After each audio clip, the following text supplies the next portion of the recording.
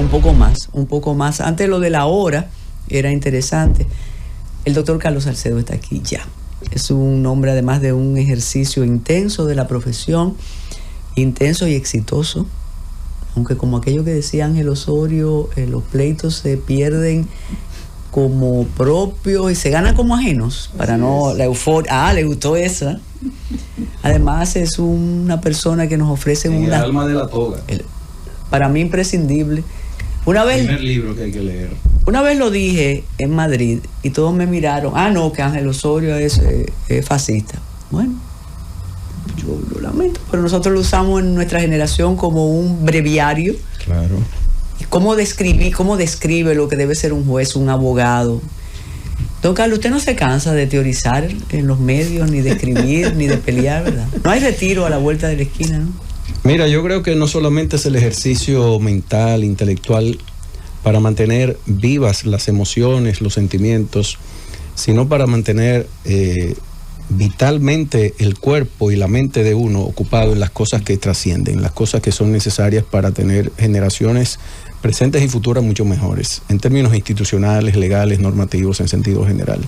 Que la política cada día sea más digna, más eficiente, que sirva a los fines para lo cual se creó el Estado, que la justicia sea más independiente e imparcial, que se respeten los derechos como forma de legitimar los procesos judiciales, no exponer inmediatamente a todos los imputados desde el primer día, no convocar rueda de prensa inmediatamente cuando una persona es imputada. Lógicamente los medios tienen intereses, pero al mismo tiempo que el Congreso de la República sirva para los fines que nosotros tenemos, que es legislar, fiscalizar y lógicamente representar. Pues yo creo que no me voy a cansar nunca ni de leer, ni de estudiar, ni de escribir, ni de manifestar. Gracias a Dios que tengo la oportunidad de hacerlo, me la han dado siempre, de manifestar mis opiniones sobre temas trascendentes, temas que yo entiendo que son cruciales para el desarrollo del país. Y yo estoy comprometido con eso. Carlos Salcedo, ¿le sirvió su experiencia en las organizaciones de la sociedad civil? Todo sirve. Yo creo que mi paso por Finjus y otras instituciones a las que he pertenecido, a las que asesoro, he asesorado, las que he formado, en las que me he involucrado, para mí ha sido, diríamos, un destello de conocimientos por experiencias compartidas. Primero porque he conocido gente de muchísimo valor, de muchísimo talento, de compromiso, pero también he conocido a las personas que se van en desvaríos, que lamentablemente abandonan el camino y traicionan lo que predicaban como principios. Y al mismo tiempo me ha servido todavía al día de hoy, de base intelectual también para formarme, para prepararme.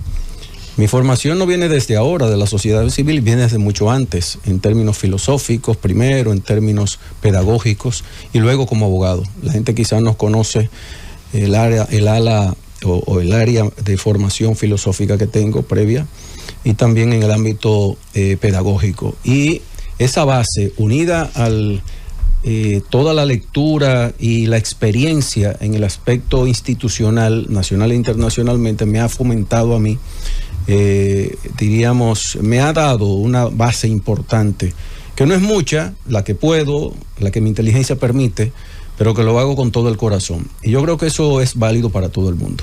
Usted mencionó el poder legislativo, y cada vez que hay discusiones sobre asuntos jurídicos, y usted mencionó también la fiscalización, yo lamento que las discusiones en el primer poder del Estado no se den con la solemnidad y el fruto que debían tener esas discusiones. Nos luce, y políticamente es válido, no le estoy criticando, nos luce que el Poder Legislativo desde hace un tiempo sirve para avalar las disposiciones y lo que quiere el Poder Ejecutivo, y discusiones de temas trascendentes se dan afuera entre los juristas que opinan y los opinantes, cualesquiera, a través de los medios de comunicación, pero entonces no se logra una conclusión sensata, útil acerca de los problemas.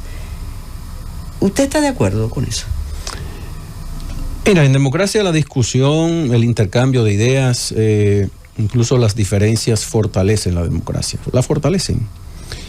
No podemos tener un escenario judicial, un escenario legislativo unánime en el sentido de que todo sea consensuado y de que todo finalmente sea conforme a lo que un grupo de personas o un grupo de partidos o un partido en particular tenga como concepción de las decisiones que hay que tomar en esos 3 ámbitos en los cuales interviene el legislativo. Yo siempre he dicho que, bueno, no lo he dicho yo, evidentemente que Ortega y Gasset parió esa idea, que no era el producto solamente de él, sino de toda una historia, que la concentración de poder evidentemente es el camino más corto para la arbitrariedad y el abuso.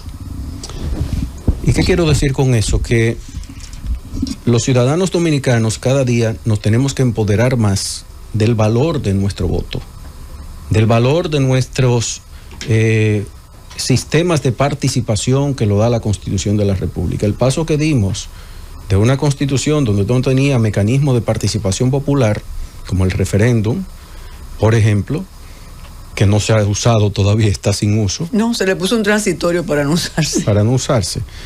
Pero son anuncios de lo que la ciudadanía ha venido reclamando para tener un mayor nivel de participación. Porque frente a la concentración de poder que en este caso se ha dado, es decir, el presidente de la República, el Poder Ejecutivo, concentra el poder por la mayoría que ganó en las elecciones pasadas en el Congreso Nacional. Y eso tú dirás, bueno, facilita, eficientiza la aprobación legislativa y al mismo tiempo da la idea de que hay un gobierno que es eficiente. Yo creo que eso es válido. Y si la población tomó esa decisión, bueno, pero tiene un problema. ¿Para qué se hizo el Congreso Nacional? Para hacer un contrapeso, básicamente, del Poder Ejecutivo. Los 3 elementos fundamentales de la reforma liberal tienen que ver con la soberanía popular, pero la segunda es con la separación de las funciones. Es decir, el Estado tiene que ser organizado en funciones separadas, de tal manera que un poder contrapese, frene a cada uno de los otros. El Poder Judicial organiza todo un sistema, está organizado todo un sistema para que finalmente sirva para la solución de los conflictos entre particulares y con el Estado.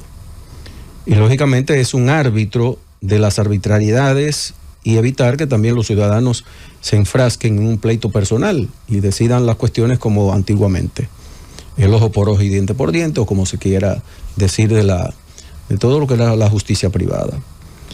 Pero ya también nosotros tenemos un tribunal constitucional que tiene una base fundamental en la defensa de la Constitución, los derechos fundamentales que debe resguardar en todas sus decisiones.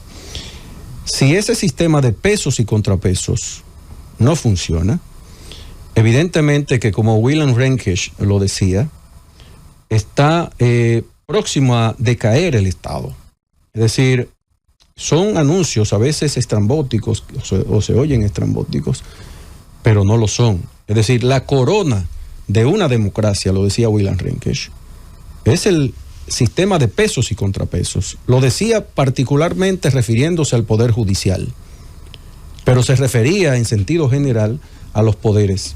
¿Por qué el Congreso Nacional es el fiscalizador del Poder Ejecutivo, de las actividades y acciones del Poder Ejecutivo? Si finalmente son pesos y contrapesos y hay una verdadera independencia de los poderes, pero al mismo tiempo el presidente de la República tiene mayorías absolutas, no va a haber una labor de fiscalización adecuada. La presentación de los informes anuales por parte del presidente se convierte simplemente en una formalidad. Pero eso que usted plantea, lo que hace es entonces preocupar a uno porque 14 años después, por ejemplo, de todas esas conquistas que tenemos en esa Constitución del 2010, muchas de esas cosas no pasan de ser simple y llanamente papel, porque tenemos, bueno, muchas decisiones del Tribunal Constitucional que no se han acatado. En el caso, por ejemplo, usted que ha estado trabajando el tema de la reforma policial, ahí andan muchos policías y militares con sentencias del Tribunal Constitucional que no han sido acatadas. El mismo Tribunal Contencioso Administrativo ha emitido sentencias que luego el mismo gobierno decide simple y llanamente no acatarlas. Y vemos cómo desde el Poder Ejecutivo se toman decisiones de nombrar personas, por ejemplo, que han sido electas por el pueblo. Entonces, todo lo que usted está diciendo ahora mismo, a mí lo que me hace es preocupar, porque entonces vamos camino a esa destrucción que usted está pronosticando. Mira, yo siento que muchas de las cosas que suceden en el país tienen que ver evidentemente con la voluntad política. La voluntad política primero organiza el sistema del Estado en términos normativos, es decir, Nicolás Tenzer, en la obra esa famosa, La sociedad despolitizada, con la que tengo muchísimas diferencias en su contenido, pero comparto en gran medida su criterio de que el orden político constituye el orden normativo.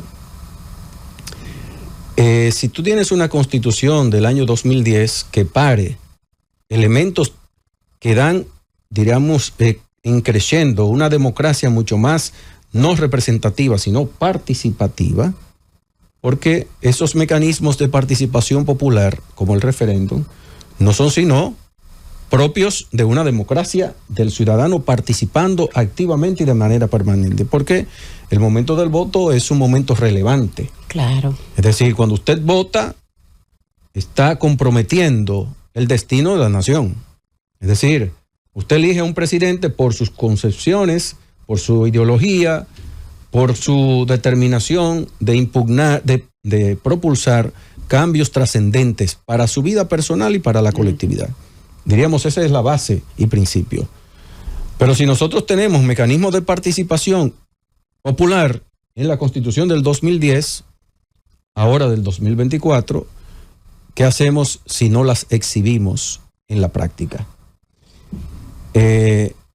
Boyering, que lo conoce muy bien Carmen, hablaba precisamente del dilema que se presenta cuando el derecho se constituye en lo que tú decías, una papeleta, un papel que claro, se va a exhibir. Y esas cosas se sustituyen por una encuesta de WhatsApp. Entonces, el derecho puesto en práctica es el verdadero derecho, es el espíritu de toda la concepción en la lucha por el derecho, el fin del derecho de Yering. Bueno, las dos obras, diríamos, maestras, más publicadas y más leídas en la historia del derecho del mundo entero. Son dos pequeñas obras, pero yo no sé cuántos abogados y juristas la han leído. Yo la repaso, la leo de manera... La cita y la recita y dice, pero ¿y por qué? Déjame cambiar el asunto. La lucha por el derecho no es pacífica. Eso que tú dices me llama la atención muchísimo, porque nosotros tenemos que impulsar a fuerza de opinión pública, a fuerza de movimientos sociales, la Marcha Verde, el 4%, son expresiones de una ciudadanía que quiere participar activamente y que no está de acuerdo con que el derecho sea simplemente para exhibirlo en un escaparate de cualquiera de los abogados o de cualquiera de los políticos en la República Dominicana. Es para ponerse en práctica. Entonces yo creo que estamos un poco atrapados al tiempo que avanzamos. Yo no puedo negar que hemos avanzado normativamente, hemos dado saltos enormes, institucionalmente hemos dado saltos enormes. Diríamos, el criterio de transparencia que se viene predicando producto de todo este esfuerzo ciudadano y político, hay que alabarlo. La República Dominicana de este año y de estos años no es la República Dominicana del 80 o de los 90. No, claro que no. De ninguna manera. Pero si queremos, yo siempre lo he escrito, si queremos dar un salto al desarrollo no es, decían los latinos, natura non facit saltus, o sea, la naturaleza no da saltos. No es que nosotros pretendamos que de la noche a la mañana tengamos el país soñado. No es eso. Tiene que ser progresivo. Ahora bien, hay institucional, normativa y políticamente decisiones que son determinantes. Por ejemplo, tú hablabas reforma policial. Hay una intención política, una determinación política de impulsar un proceso de reforma trascendente en la Policía Nacional, porque hay que proveer seguridad ciudadana, pero no una seguridad ciudadana impuesta con macana. No. Eso es militarizar la Policía Nacional, ¿verdad? Y tenemos que hablar de que necesariamente la Policía Nacional de hoy no es exactamente la misma de hace 8 años. Ha mejorado sustancialmente y hay muchas cosas y progresos internos que no se ven, pero la población tiene que sentirlo y verlo. Ahora, la población también tiene el compromiso de participar, que es el detalle que mucha gente se le olvida. No, la Policía Nacional no sirve. ¿Y qué yo hago en mi vecindario? ¿Qué yo hago para que la Policía Nacional pueda proveer un servicio mucho más adecuado? ¿Yo me vuelo el semáforo o no me lo vuelo? Ustedes dos en los semáforos, yo no veo un motorista que se pare. Pasan es como iba a decir una expresión. Sí, esa misma que lleva el señor. La primera etapa de la reforma, yo pienso que después la sensatez y el conocer, alguien le dijo, no, pero después que se fue el don Pepe, le dijeron, no, espérense, porque la primera etapa fue de injuriar al cuerpo y eso fue terrible. Eso tuvo un peso, yo creo que psicológico malo, terrible. Sí. Doctor, hay ahora mismo como discusión de minorías. Lo que pasa es que las minorías pretenden que sus disquisiciones sean mayoritarias y también hacen de alguna manera que quienes no tienen el tiempo de analizar los presupuestos repitan lo que quiere cada grupo. Ahora está en la palestra la resolución de la Suprema Corte de Justicia en relación a la preservación de derechos tan fundamentales como el derecho a la información. Quienes miramos desde aquí arriba y vemos aquello, digo, pero es que personas con mucha capacidad y mucho conocimiento están dándole vuelta al asunto y discutiendo para llegar a ninguna parte. Usted que conoce eso perfectamente bien, y además el sesgo de que eso es por la corrupción, ¿cómo usted analiza esta situación luego de una decisión para algunos absolutamente controversial e impropia del Consejo del Poder Judicial? Mira, ahorita hablábamos de la separación de poderes. Yo siempre digo, en el entorno más cercano con el que me congrego, en el ámbito intelectual, en el ámbito jurídico y demás, donde tengo algunos espacios, yo siempre digo que cuando se analizan cosas complejas, yo escucho opiniones, diríamos, subsidiarias, accesorias, complementarias, y el núcleo duro de opinión se pierde.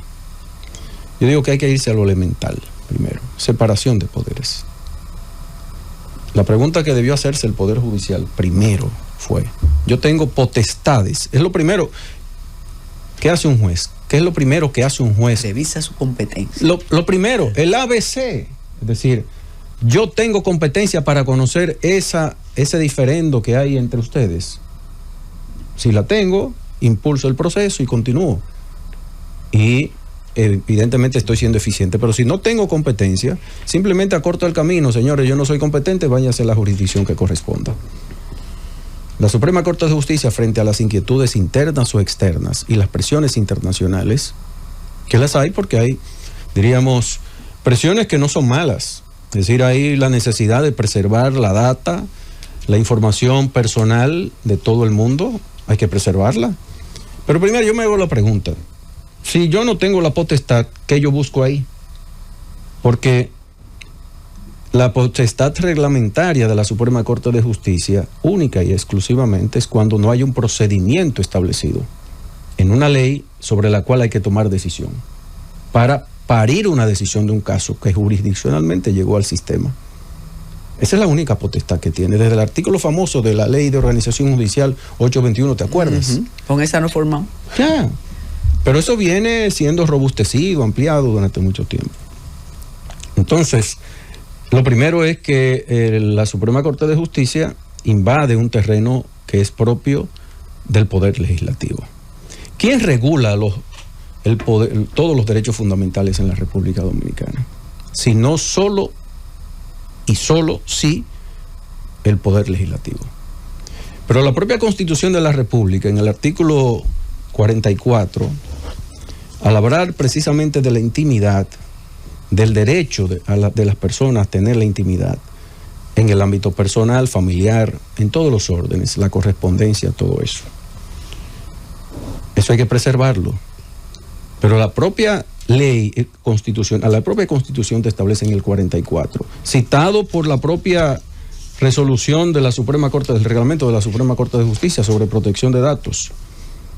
Yo tomé la propia resolución para decir que la propia resolución tiene los argumentos para poderle haber dicho a la propia Suprema Corte de Justicia que no podía seguir con esa resolución para fines de aprobación. El 44 le dice, toda persona tiene derecho a acceder como contrapeso precisamente de ese derecho a la intimidad. ¿Qué tiene la persona? El derecho a acceder a la información. ¿Para qué? Para que si hay una información registrada públicamente en esos sistemas públicos que hay en esa banca de datos públicos, yo tengo el derecho de acceder en virtud de lo que dispone el 70 de la Constitución de la República, también citado por el reglamento. ¿De qué? De ir a una Habeas Data. ¿Para qué? Para que una información que es incierta, falsa, imprecisa, yo tengo el derecho de ir en amparo. ¿Para qué? Para que se corrija, se enmiende, hasta se suprima, porque afecta derechos lícitamente adquiridos. Pero frente a la ilicitud, ¿cuántos ciudadanos dominicanos y ciudadanas dominicanas van al sistema de justicia? Yo no sé el porcentaje. ¿Cuántos miles de ciudadanos hay incursos en un proceso judicial? No lo sé. Pero son la excepción. El que va al sistema de justicia es una excepción dentro del ámbito ciudadano. Nosotros somos 11 millones de personas. No sé si hay 100.000 personas incursas en procesos judiciales. Esas son las excepciones. ¿Quiénes son los que van al sistema de justicia? Quienes se entiende que han, de alguna manera, se ha herido, dañado a una persona y se le demanden daños y perjuicios, se demanda la anulación de un contrato, todo eso que se entiende que hay una intervención ilícita por parte de uno de los contratantes, se va al sistema de justicia a ver si una persona es responsable de un hecho penalmente relevante y se hace todo un proceso. ¿Quiénes están en conflicto con la ley? ¿Quiénes están en conflicto con la ley? Son las excepciones. La Suprema Corte de Justicia dice, voy a leer textualmente, por regla general los expedientes judiciales no son objeto de publicación. ¿Dónde dice eso la Constitución de la República y dónde dice la ley eso? Si el propio artículo 44 dice, el manejo, uso de tratamiento de datos e informaciones de carácter oficial que recaben las autoridades encargadas de la prevención, persecución y castigo del crimen, podrán ser tratados o comunicados solo a los registros públicos a partir de que haya intervenido una apertura a juicio de conformidad con la ley. Ahí es que está el detalle. Entonces, pero es que haya una apertura a juicio. Exactamente. Sí, precisamente. El problema está que el sistema de...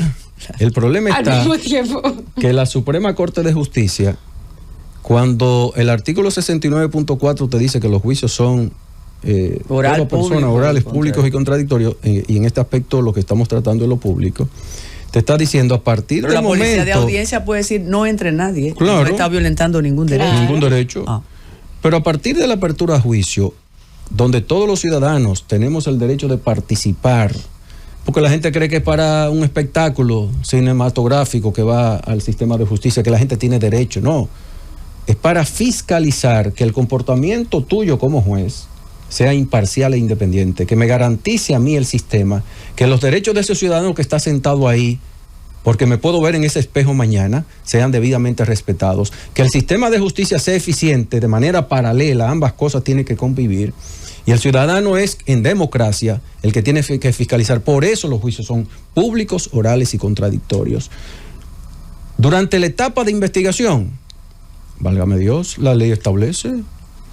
Pero es que ahí claramente la confusión por las filtraciones culposas de todos esos expedientes que le han provocado a personas de todos los niveles. Ni siquiera se ha sometido a una medida de coerción y ya andan todos los nombres. Y a nosotros nos han querido crucificar estando de un lado y de otro, porque yo he representado al Estado en múltiples oportunidades, todavía de hecho tengo casos ligados a instituciones públicas, siempre los he tenido, pero la gente crucifica a uno cuando está del lado de la defensa, que uno tiene que verse de los dos lados para ver cómo funcionan los derechos de un lado y del otro, sobre todo los que hemos trabajado con reformas procesales penales, con todas las grandes reformas que se han dado, tenemos que ver cómo funciona el sistema, y resulta que desde el primer día tú ves ruedas de prensa para anunciar como responsable o corresponsable a cualquier persona.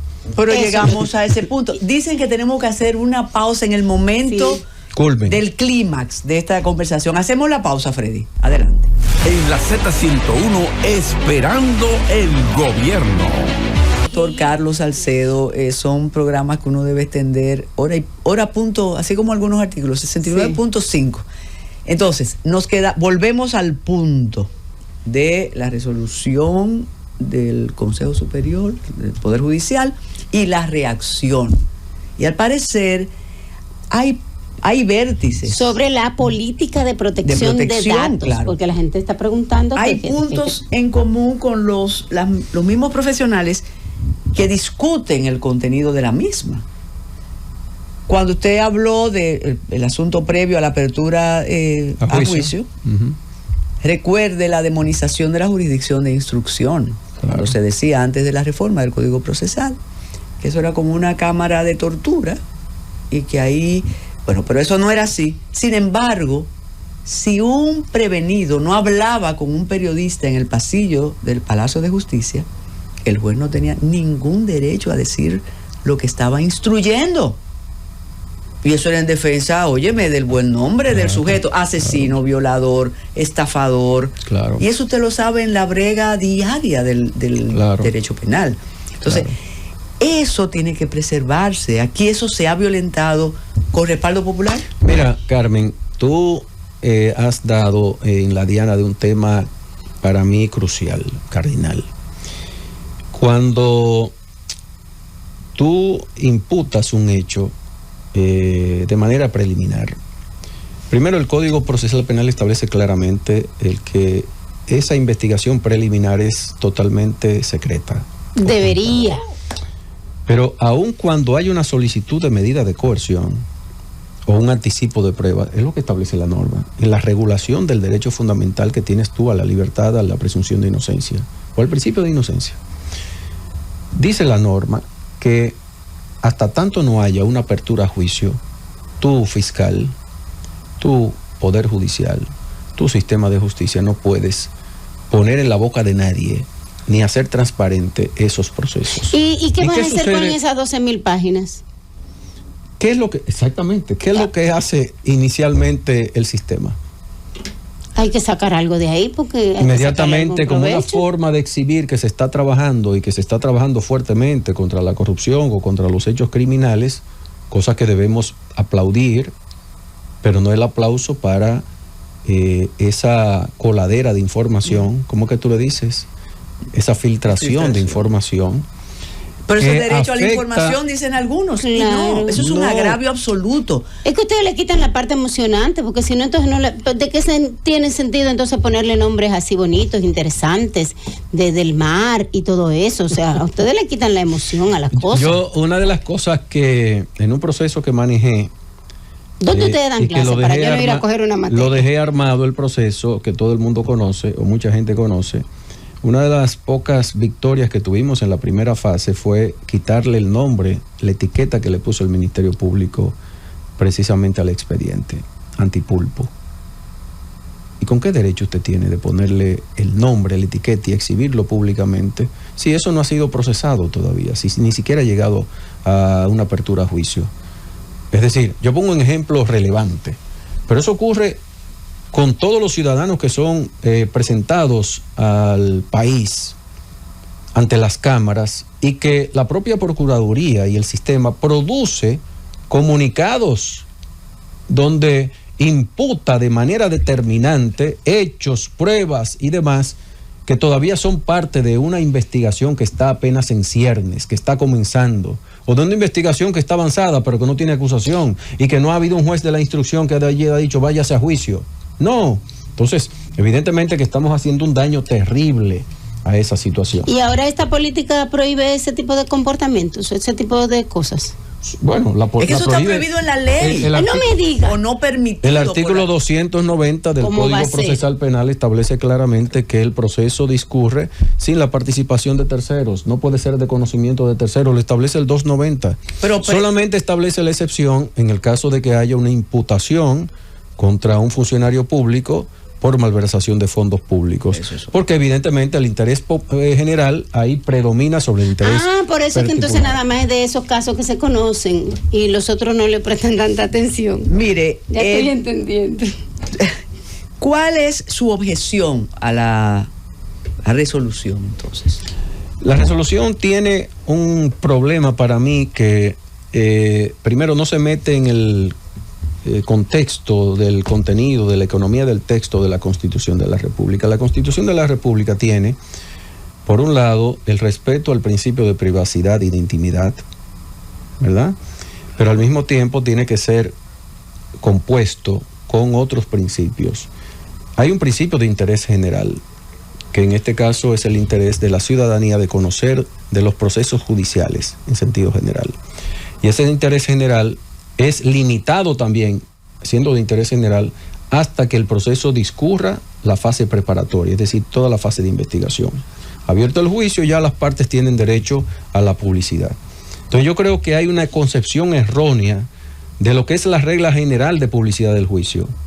De publicidad, no es una regla de no publicidad, sino que al contrario, hay limitaciones al derecho fundamental que tiene la ciudadanía de conocer en democracia de los procesos judiciales, de esas limitaciones que hay, y al mismo tiempo el derecho que tiene a partir de la apertura a juicio a conocer profundamente. El hecho de usted comenzar a editar una sentencia, porque lo que ha dicho la Suprema Corte de Justicia son dos cosas.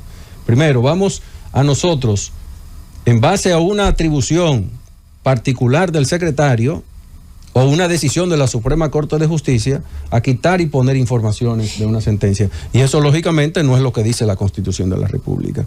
Ese es el primer elemento. Segundo, que durante el proceso, antes de la sentencia de fondo, son los jueces particularmente los que tienen la potestad de quitar o poner algún elemento. Y yo le pregunto, ¿y mañana cuando se tenga una sentencia, que yo tenga una sentencia donde hay una condena contra una persona, cómo yo la puedo ejecutar si usted me editó la sentencia? Si usted me quitó un bien de ella, si me quitó un vínculo, hay bienes que no solamente están en manos de una persona, sino que los tienen los testaferros. ¿Cómo yo puedo hacer el vínculo de una transferencia de uno a otro si no tengo la cédula de la persona destinataria de los fondos? Para poner solamente dos ejemplos. Entonces, lógicamente, la Suprema Corte de Justicia me parece que en gran medida se excedió, porque es la ley la que debe regular ese derecho fundamental, del derecho que yo tengo a la intimidad. Y está regulando el derecho a la intimidad, excediendo el poder y el mandato. Entonces, que tiene esa parte de la anonimización, ¿hasta dónde debería ser el alcance? Mientras dure la fase de investigación, no hay forma alguna de que esos datos sean conocidos por nadie. Y después de eso, ¿qué aspectos sí deberían estar cubiertos por la Constitucionalmente no hay aspectos que deban ser cubiertos, porque ya la base de sustentación de la defensa ciudadana de respeto a la intimidad la tiene cada ciudadano en el artículo 70 de la Constitución, en el 66 de la ley 137-11, que es precisamente la del Tribunal Constitucional y de los procedimientos constitucionales, que permite que usted acuda en data, habeas data, para usted proteger ese derecho, usted limitar, cercenar, quitar derechos que le están siendo, en este caso, cuestiones que le están siendo afectadas producto de esa sentencia. Pero no anticipadamente la Suprema Corte de Justicia atribuirse potestades que son ciudadanas, derechos del ciudadano, un derecho fundamental a defenderse, a que ese error que hay en la sentencia, a que ese vicio, esa imprecisión, se pueda no solamente eliminar, no solamente corregir, sino eliminar incluso eventualmente. Vamos a hacer un ejercicio de deontología jurídica. ¿Qué le importa a Carlos Salcedo que un hacendado en Jimaní esté acusado de abigeo? ¿Por qué usted tiene que saber los detalles? Bueno, primero porque el sistema de justicia es un sistema para los ciudadanos El ciudadano en sentido general tiene derecho a ver cómo funciona la justicia para ricos y para pobres, para campesinos y para ciudadanos de la zona citadina, vamos a decirlo así. Yo tengo el derecho a saber cuándo es juzgado un Vicini y cuándo es juzgado Pedro de los Palotes. Yo tengo que saber cuál fue el resultado para ver el nivel de independencia o de imparcialidad que tengan cada jueces. Es decir, yo tengo que ver el universo completo en todas sus expresiones, cómo me trataron a mí, a un enfermo de SIDA. Perfecto. Cómo Mire, me trataron cuidado. a una persona con discapacidad frente a otro ciudadano normal, no común te y tiene que una corriente. segunda parte, porque precisamente hay sentencias sobre empleadores que divulgan su resultado positivo. Claro. Exacto. Entonces eso no se puede. Pero la ley Claro. contra el SIDA, la ley del SIDA prohíbe precisamente Exactamente. eso, pero eso lo que hace es regular el derecho fundamental de esos ciudadanos en Exacto. condiciones de vulnerabilidad, pero es por una condición especial. Pero Como los también se ha menores. dado caso que se ha conseguido información en sentencia y luego se ha buscado esa información y se ha conseguido la ubicación de la persona. Se ha ubicado y se ha atentado contra su vida. Ahí está la clave, es decir, la Suprema Corte de Justicia lo que tiene que darle cumplimiento Sobre todo, por al ejemplo, a las mandato de víctimas. cada una de las leyes que establecen niveles de protección. Por ejemplo, el Los menores, sistema, el Código del Menor, a eso iba, la ley 136-03, establece precisamente las limitaciones de Y la publicación violencia durante intrafamiliar, 30 por ejemplo. años.